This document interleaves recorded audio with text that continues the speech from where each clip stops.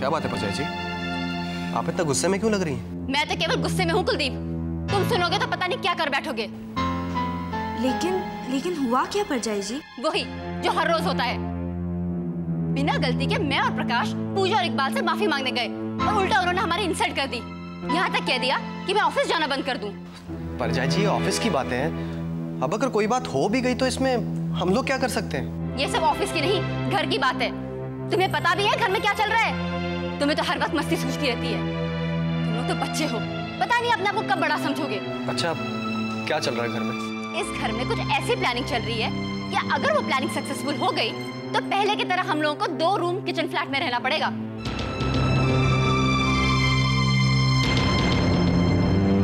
अब तब तुम्हें पता चलेगा कि राशि भाभी क्या कह रही थी।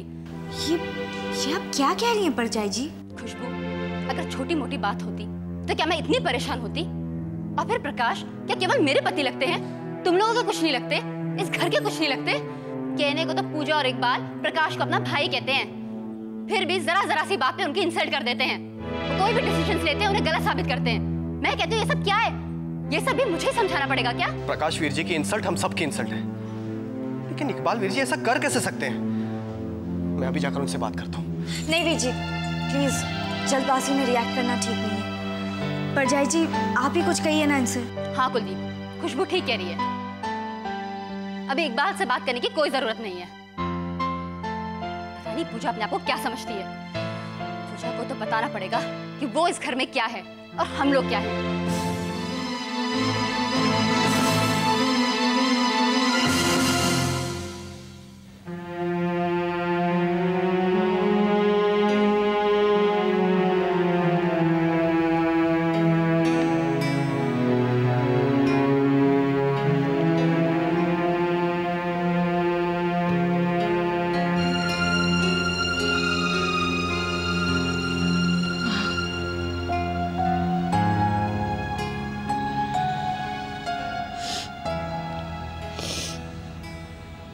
कैसा नसीब है हमारा बेटा।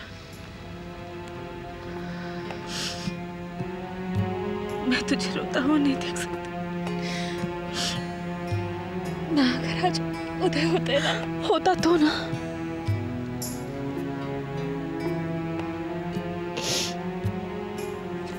अभी वो नहीं है आशा, और तेरे सामने सारी जिंदगी पड़ी हुई है। इस हाल में जीना बहुत मुश्किल है, बहुत मुश्किल।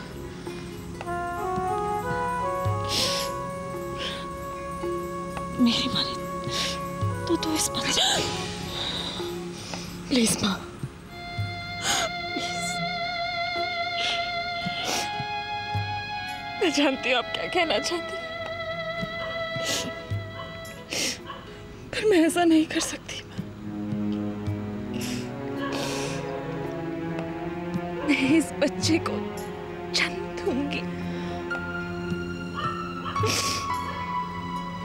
ये बच्चा मेरी जिंदगी है माँ।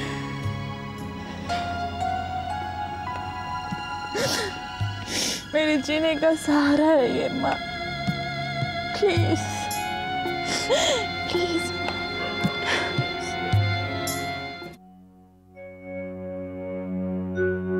लाला जी। पुष्पा जी, पहचाना नहीं मैंने। लाला जी, ये आशा की माँ है। ओह, नमस्ते। नमस्ते भाई साहब। आशा नहीं आई? नहीं भाई साहब, जिस हैसियत से मुझे यहाँ आना चाहिए था वैसे नहीं आ पाई। शायद मेरी किस्मत में ही नहीं था कि मैं आशा का रिश्ता इस घर से जोड़ सकूं। बहन जी, होनी और अनहोनी हमारे हाथ में कहाँ है? आप ठीक कह रही हैं बहन जी, ये अनहोनी ही तो है ना। उधर उदय बेटा चला गया और इधर आशा उसके बच्चे की मां बनने वाली।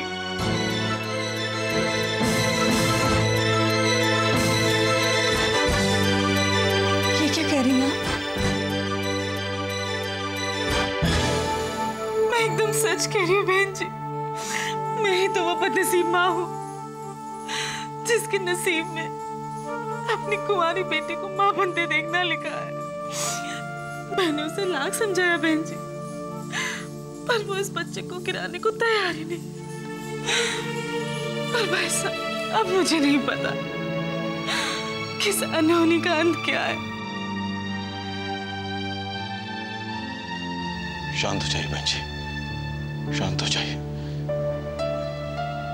भगवान सब कुछ ठीक कर देंगे। शांत हो जाइए।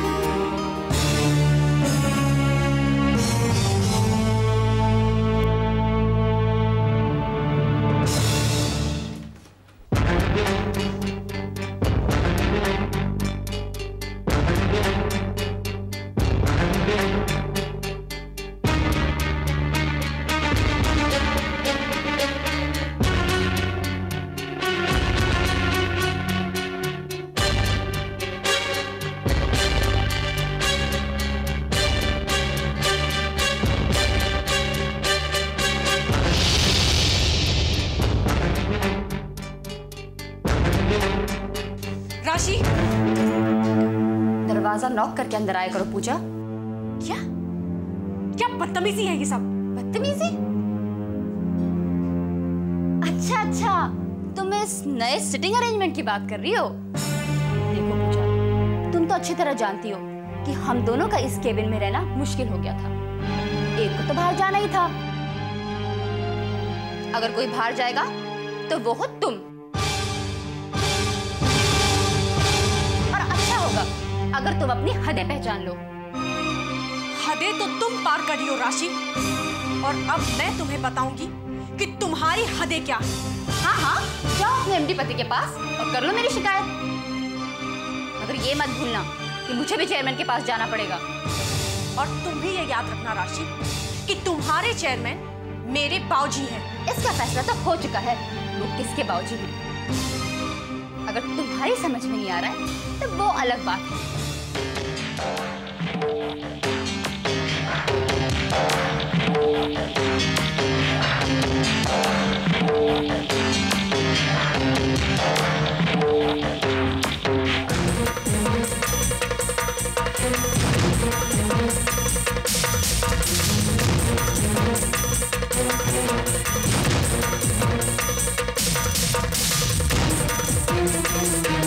या मिस्टर जोशी, जी हाँ, कंसाइनमेंट पहुंच जाएगा। चलिए मैं आपसे बात करता हूँ। ओके, कहो पूजा, कुछ काम था क्या? हाँ काम तो था, मगर घर जाके करूंगी। घर जाकर? इस वक्त क्यों? क्योंकि इकबाल, ऑफिस में तो काम कर नहीं सकती अब मैं, क्योंकि काम करने के लिए तो कुर्सी टेबल चाहिए ना। कुर्सी टेबल चाहिए? पूजा, साफ साफ बात करो ना। साफ साफ बात यह है इकबाल कि राशि जी ने अब मेरा कैबिन छीन लिया है। What? जी हाँ, अब उस कैबिन में सिर्फ एक कुर्सी और टेबल है जिस पे राशि जी बैठेंगी। तो अगर मुझे काम करना है तो अब तो घर पे ही करना पड़ेगा ना। राशि ने ऐसा किया है? इतना ही नहीं इकबाल, राशि जी ने तो दरवाजे के बाहर अपनी नेम प्लेट भी लगा दी है। और तो और मुझसे ये भी कहा है कि अगर कैबिन में आना है ना तो नॉक करके आना होगा। राशि ऐसा क्यों कर रही है? पूजा, मेरी मजबूरी ये है कि मैं ये बात बाऊजी तक पहुंचाकर उन्हें परेशान नहीं करना चाहता। अब मैं क्या करूं? इकबाल, बाऊजी और बीजी को इस बात का अंदाजा है, इसलिए अब कुछ सोच के कोई फायदा नहीं है। तुम चुपचाप बैठ ही जाओ। Come in। सर वो इंश्योरेंस कंपनी वाले लोग आ गए हैं सर। ठीक है, तुम चलो, मैं आता हूं। Okay sir. पूजा, मैं अभी जा रहा हूं। वापस आके सोचते हैं कि क्या करना चाहिए।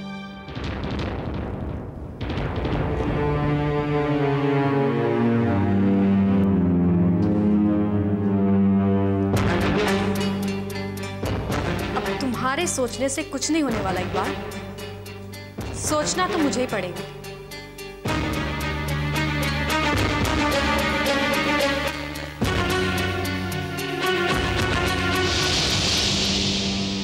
वकील साहब, मैं पूजा बोल रही हूँ, आपसे मिलना चाहती हूँ, बहुत अर्जेंट काम है। जी, ओके ओके, थैंक यू।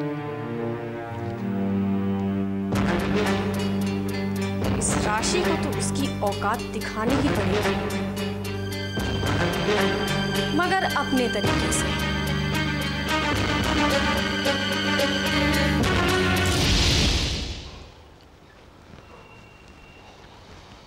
बैठिए।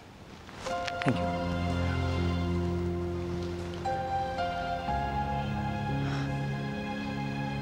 कहिए। क्या कहूँ,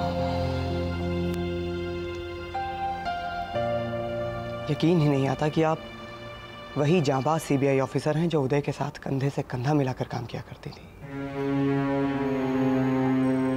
कई बार वक्त इंसान से सब कुछ छीन लेता है। हाँ, जैसे हमारा उदय हमसे छीन लिया गया।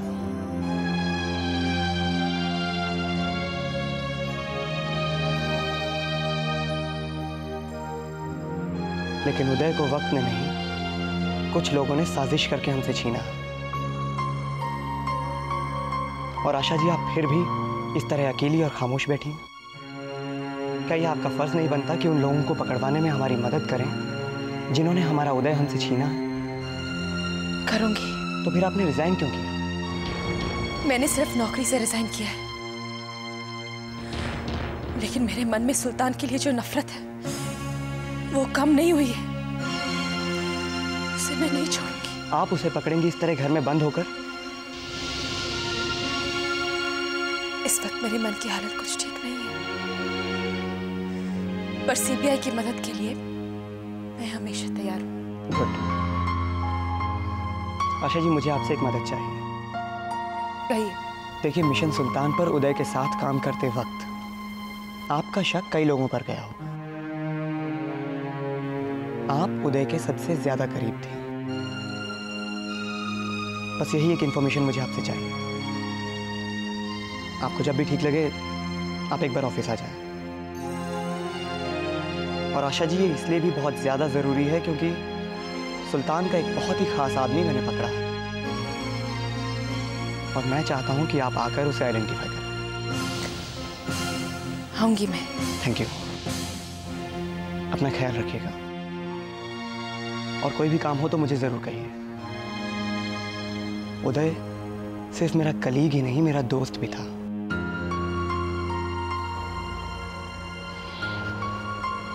मैं चलता हूं। Bye. Bye.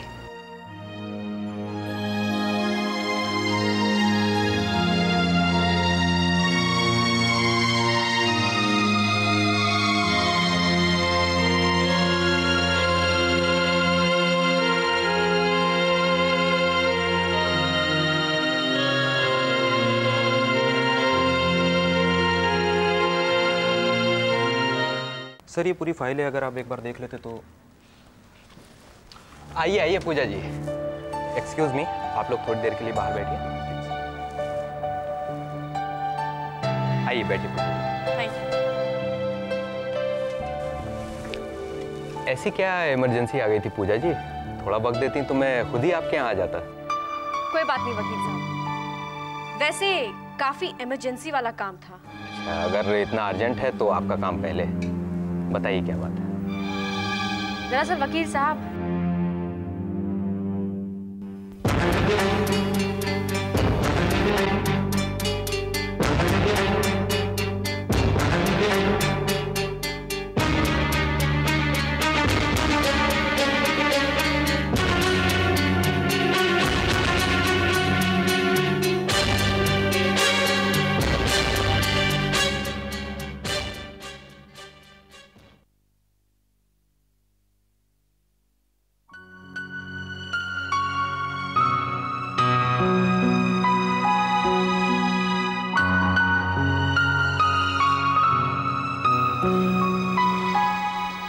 Can I come in? Come in. Asha ji please come, आइए बैठिए।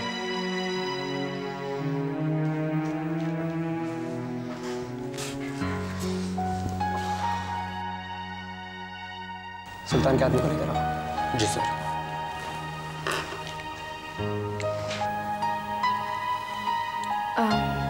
जी आशा जी, ये वो रिपोर्ट है जो मैंने उदय के लिए तैयार किया था। Thank you. I'll go through it and definitely ये मेरी बहुत मदद करेगी।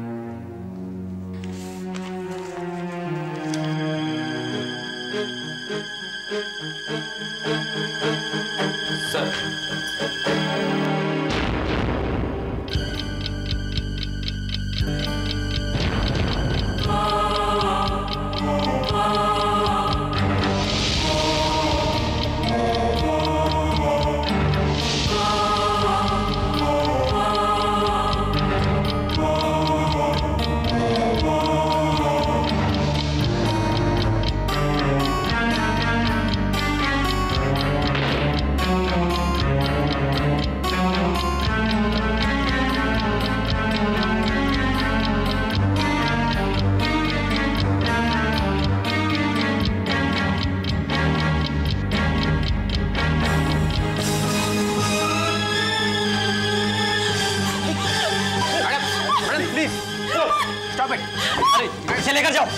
लेकर जाओ इसे।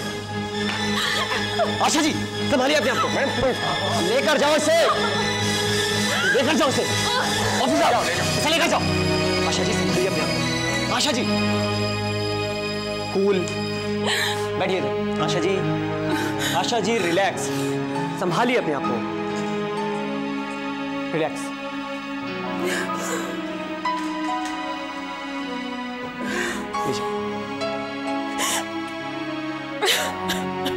संभालिए अपने आप को। आशा जी लीजिए पानी पीजिए।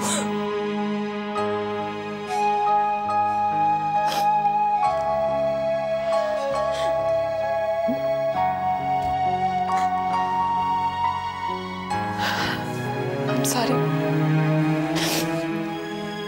मैं अपने आपे में नहीं थी। It's all right. आपकी जगह कोई भी होता तो यही करता। उदय हम सबका दोस्त था। एक बात और,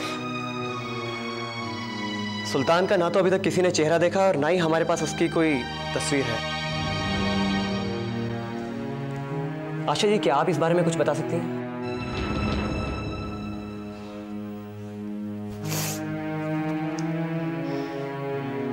उदय को दो लोगों पर शक था, अबू और अनवर।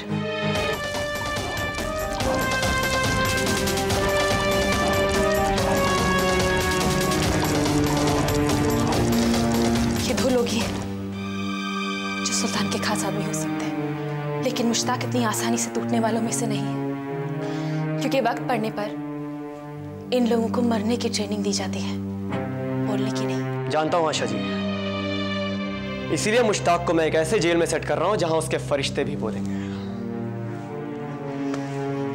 जेल के सुपरिटेंडेंट से मेरी बात करो। जी सर।